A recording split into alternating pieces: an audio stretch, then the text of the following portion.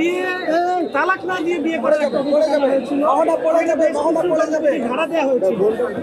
এই মামলা আজকে আদালত কি রায় ঘোষণা করবে?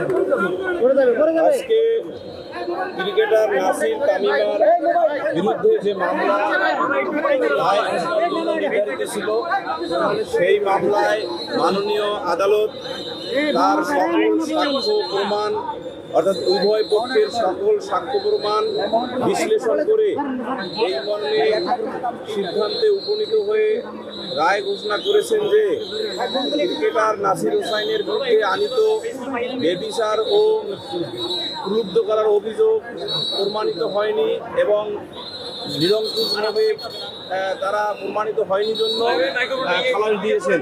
একই সাথে এই মামলার অপর আসামি তামিমা সুলতানা, তার বিরুদ্ধে আনীত যে অভিযোগ সেগুলো বাদী প্রমাণ করতে পারেনি জন্য তাকেও এই মামলা হতে বেকসুর খালাস দিয়েছেন।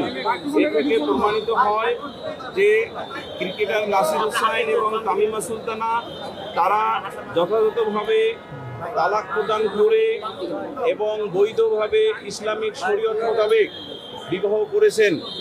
মহামান্য উচ্চ আদালতের একটি রায় মাননীয় আদালত করে শুনিয়েছেন তার ফাইন্ডিংসে। সেটি হলো যে শুধুমাত্র ইউনিয়ন কাউন্সিলের যে চেয়ারম্যান তার নিকট নোটিশ না পৌঁছানো মানে এই নয় যে তাদের মাঝে তালাক হয় নাই, অর্থাৎ স্বামী স্ত্রী মানে তালাক হবে না।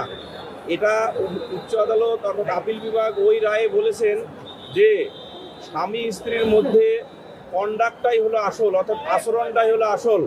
সেই আচরণের ক্ষেত্রে মাননীয় আদালত সুস্পষ্টভাবে উল্লেখ করেছেন যে 2016 সালে তামিমা সুলতানা রাকিবকে তালাক দিয়ে সৌদি আরব গিয়ে কতদিন বাংলাদেশে অবস্থান করেছেন এইটা তদন্তকারী কর্মকর্তা কিংবা বাদী তার সাক্ষ্যে কোনোভাবে উপস্থাপন করতে পারেন নাই।